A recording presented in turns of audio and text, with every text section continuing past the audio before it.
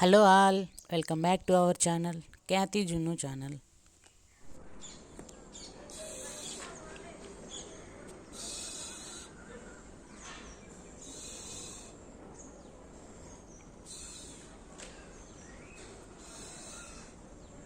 Chinnu Chinnu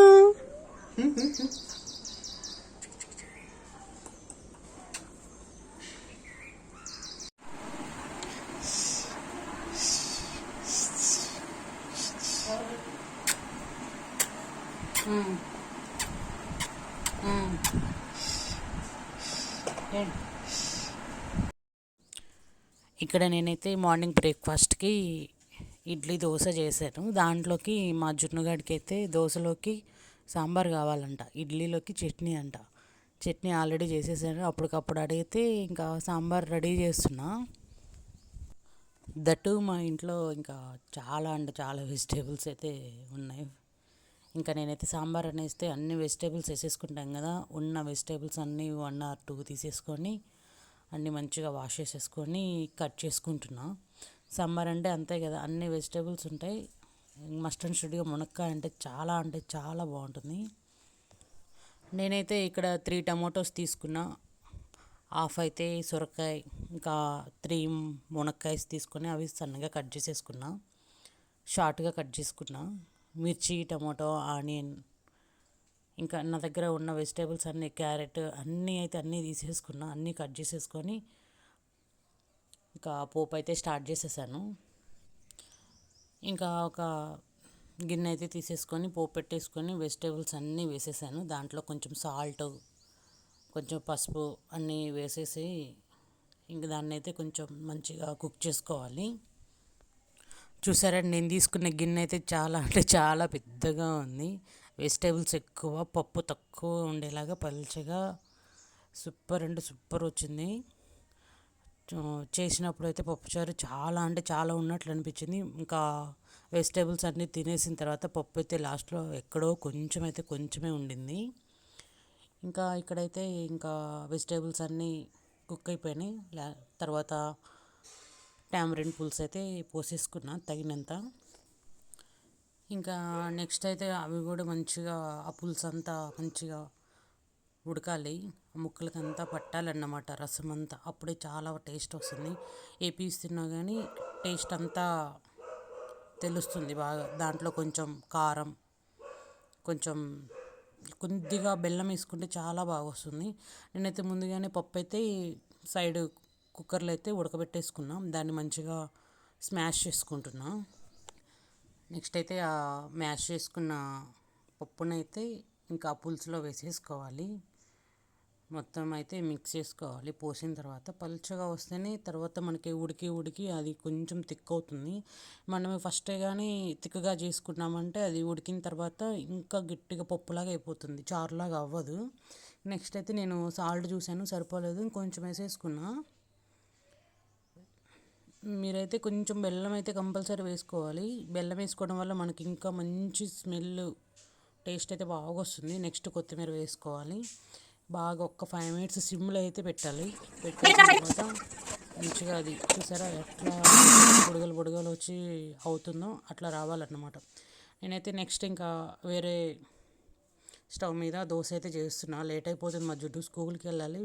tiffin పెట్టు mummy అని ఏడుస్తున్నాడు. ఇప్పుడు దాకా అయితే ఆ దోశలోకి ఆ సాంబార్ కావాలి అని ఏడుస్తున్నాడు. ఇంకైతే నా దోశ కూడా రెడీ అయిపోయింది. మా జుట్టుకి అయితే సర్వ్ చేసేసాను, తింటున్నాడు తను.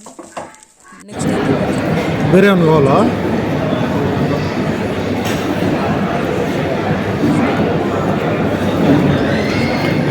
అది వదిలేమ్మా, అయిపోయిందిలే, అది తినేసే. పెట్టుకో. ఎట్లా ఉంది టేస్ట్? మమ్మ పెట్టు, అది పెట్టుతున్నాడు తిన.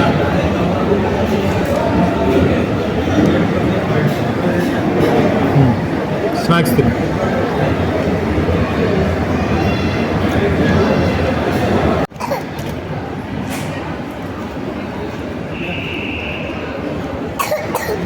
పడుదాం.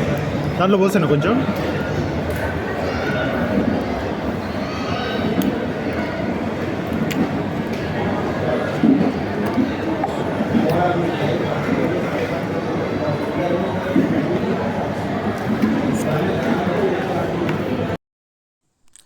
ఇక్కడ నేనైతే ఆఫ్టర్నూన్ లంచ్ కోసం కర్రీ అయితే చేస్తున్నా.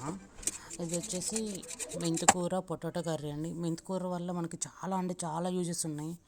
ఇంకా మెయిన్గా గర్ల్స్కి ఏమైనా పీరియడ్ ఇష్యూస్ ఉన్నా, హార్మోన్ బ్యాలెన్సెస్, చాలా అంటే చాలా బెనిఫిట్స్ ఉన్నాయి. అందరూ తినాలి. ఇవి ప్రతి ఐటెంలో కూడా మనం దీన్ని యూజ్ చేసుకోవచ్చు. పప్పులో ఇంకా ఇట్లా మెంతికూర, టమోటా అన్నీ కొత్తిమీరలాగా యూజ్ చేసుకోవచ్చు.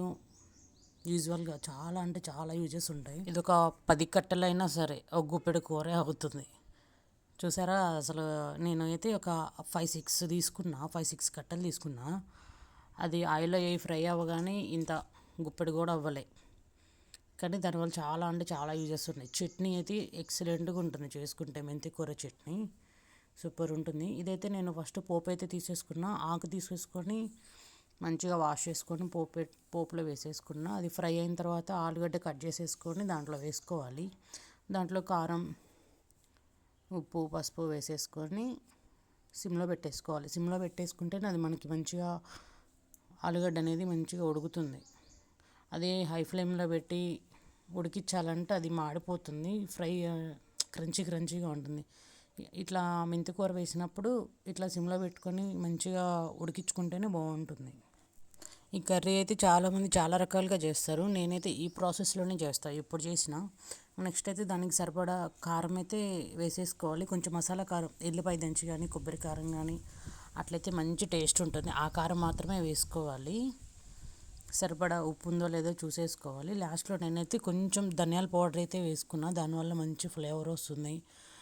లైక్ కిడ్స్ ఇష్టపడతారు అట్లా. తర్వాత దాన్ని అయితే మంచిగా మిక్స్ చేసేసుకోవాలి. ఇదైతే రైస్ కాంబినేషన్ కానీ రోటీ కాంబినేషన్ కానీ టేస్ట్కి సూపర్ ఉంటుంది. చాలా రోజు తినేదానికంటే కొంచెం ఎక్స్ట్రానే తింటారు, అంత టేస్ట్ వస్తుంది. ఇవన్నీ యాడ్ చేసిన తర్వాత మళ్ళీ మంచిగా మిక్స్ చేసుకుంటా సిమ్లో పెట్టుకోవాలి.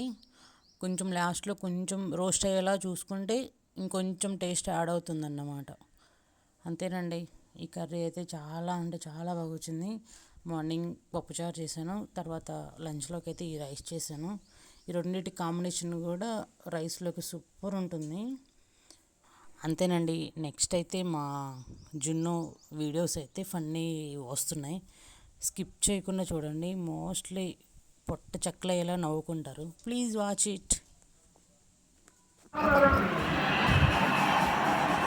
ఏంటిదమ్మా, ఏం చేస్తున్నాడు జున్ను? వాటర్ తాగుతున్నావా? ఎట్లా తాగేది water?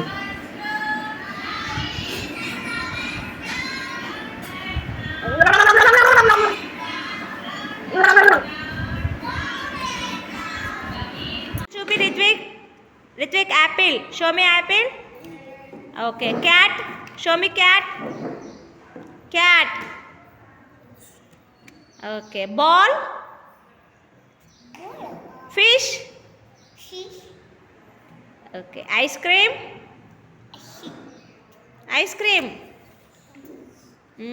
Grapes. kite. Wow. Parrot. Rabbit. Okay. Show me head. Eyes. Nose. Mouth. Ears. Hand.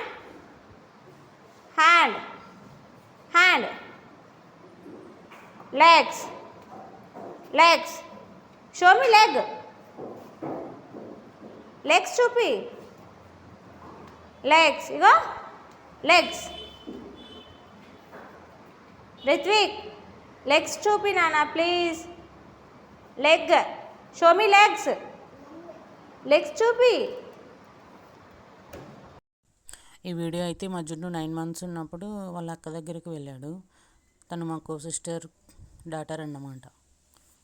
వాళ్ళిద్దరైతే Panda మీద ఆడుకుంటున్నారు మంచిగా. ఓకే అండి, వీడియో అయితే లైక్ చేయండి, ప్లీజ్ సబ్స్క్రైబ్ చేయండి, ప్లీజ్ అండి సబ్స్క్రైబ్ చేయండి. Bye bye.